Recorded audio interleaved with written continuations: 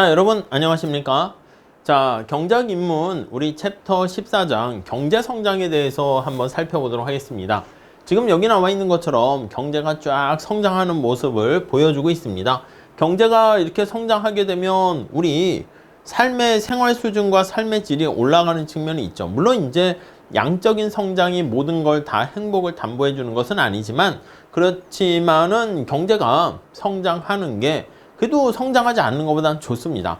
자, 우리는요, 경제가 어떤 나라는 빠르게 성장하고요, 어떤 나라는 이렇게 느리게 성장하게 되는데, 더디게 성장하게 되는데, 이 장기적인 측면에서 관심사가 경제 성장인데, 아니, 어떤 나라가 이렇게 빠르게 성장하는 비결이 뭐야? 특히 우리나라, 한국 같은 경우에는 지속적인 빠른 경제 성장을 그동안 계속 누려왔거든요. 한강의 기적이라고 하는데, 그 원천이 도대체 뭐야? 그거를 우리가 살펴보게 됩니다. 그래서 경제 성장의 원천에 대해서 우리가 기본적으로 살펴보고요. 어떤 친구가 시험에 합격을 해, 점수가 잘 나와, 그 비결이 뭐야? 그걸 이제 보통 합격수기나 이런 걸 통해서 많이 찾아보려고 하는데, 이것도 마찬가지입니다. 그래서 단기적으로는 경제 호황과 불황, 이거와 관련한 경기 변동이 관심 이슈가 되고요. 장기적으로는 경제 성장이 이슈가 된다라고 보시면 되겠습니다. 자, 이코노믹 그로스라는 것은요, 총체적인 생산 수준, 이게 실질 국내 총생산입니다. 명목, 화폐 가치, 거품이 낀 거, 이런 거 말고요. 여기 실질이라는 것은 바로 뭐냐면 국내 총생산이 GDP 아니겠습니까? 이걸 화폐 가치로 표현을 하는 거지. 그럼 이 GDP 중에서 어떤 거품을 뺀, 기름기를 뺀 진짜 뭐 근육, 살 뭐 이런 거라고 보시면 되겠습니다. 거품과 이거를 제거한 그래서 실질 이런 표현을 쓰게 됩니다. 자, 그래서 명목 변수가 아니라 실질 GDP 측면에서 우리가 지속적으로 성장하는 거, 그게 바로 경제 성장이 되고요. 경제 성장의 원천은요, 우리 이런 식으로 쓸 거예요. Y라는 게 GDP다 이렇게 보시면 되는데, 이 GDP는 우선 첫 번째 뭔가 A라는 이걸 기술 진보와 관련한 여러 가지 요소라고 볼 수 있어요. 함수에서 노동과 자본 이렇게 볼 수가 있습니다. 오케이? 자, 그래서 얘는 노동으로 인해서 경제 성장이 이루어지는 것이고요. 아니, 우리나라가 지금 저출산, 고령화, 특히 저출산으로 인해 가지고 일을 할 수 있는 노동 가능 인구가 자꾸 줄어들잖아? 그러니까 경제 성장이 그럼 일할 사람이 없게 되니까 줄어들 것 같아서 많은 사람들이 걱정을 하는 거죠. 그리고 노동자들이 있는데 뭔가 컴퓨터나 도구나 자본이 없으면 그러면 경제 활동을 하는데 되게 어려움이 있지 않겠습니까? 땅을 파는데도 삽이나 포크레인이 없으면 맨손으로 어떻게 땅을 파겠습니까? 그런 도구와 관련된 게 바로 자본이다, 이렇게 볼 수가 있겠죠. 그래서 이렇게 노동과 자본으로 인해 가지고 경제가 성장하게 되는 양적인 측면에서의 성장이 있을 수 있고요. 인구 증가를 통한 노동력의 증가, 투자에 의한 물적 자본의 축적, 이런 것들이 있을 수 있겠고요. 또 인적 자본이라고도 합니다. 그러니까 물적 자본이 아닌 우리 교육, AI를 활용할 수 있는 능력, 컴퓨터 사용 능력, 이런 것들이 어떻게 보면 인적 자본이 되는 거예요.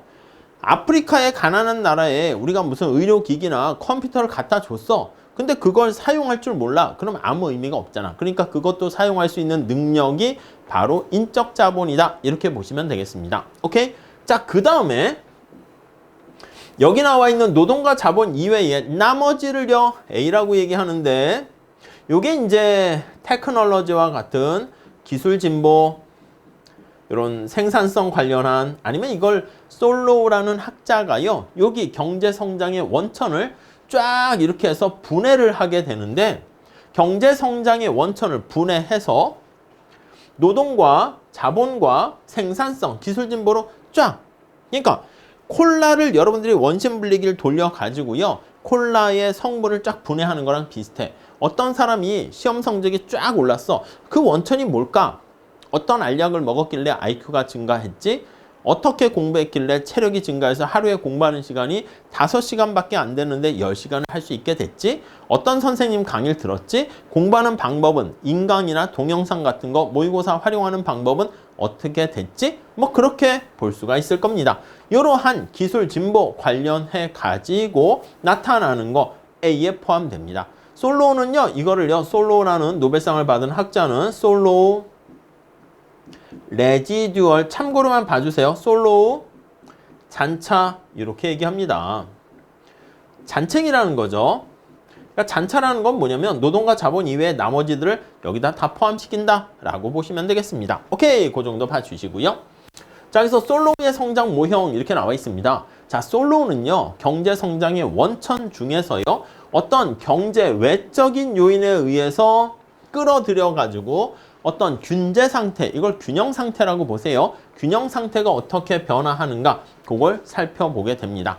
자, 이러한 경제 성장의 솔로 모형에서는요, 사실 앞서가는 선진국이 있잖아. 후발자가 선진국을 이렇게 모방을 하게 되면 이렇게 따라잡기 현상이 발생합니다. 그게 바로 수렴성이 있다, 이렇게 얘기합니다. 그렇잖아. 우리가 한계 생산이 체감하거든. 그러니까 여기 보시면 이게 시간이야. 여기가 이제 점수라고 할게요. 그러면 이미 실력이 높은 수준에 있는 이 친구가 있고, 지금 이렇게 낮은 수준에 있는 친구가 있어. 이미 내가 경제학 점수가 90점 맞고 있는 친구다라고 하면요, 사실 5점 올리는 데는 굉장히 어려움이 있지 않겠습니까? 그래서 점수가 증가하는 게 증가하겠지만 조금 이렇게 증가해요. 그러니까 이제 시험 보는 D-Day 이렇게 돼 있어요. 이 친구는 성적이 낮은 상황이기 때문에 근데 올릴 점수가 많잖아. 그러니까 증가하는 속도가 이렇게 좀 빠른 형태를 보이게 됩니다. 그래서 우리가 보통 보면 이 뒤에 따라오는 친구들이 같이 여러분들 2차 시험 공부 같은 거 하다 보면 뭐 여러 가지 뭐 이렇게 스터디를 하다 보면 처음에 잘 못됐던 친구가 이렇게 추격해 오는 속도가 굉장히 빠릅니다.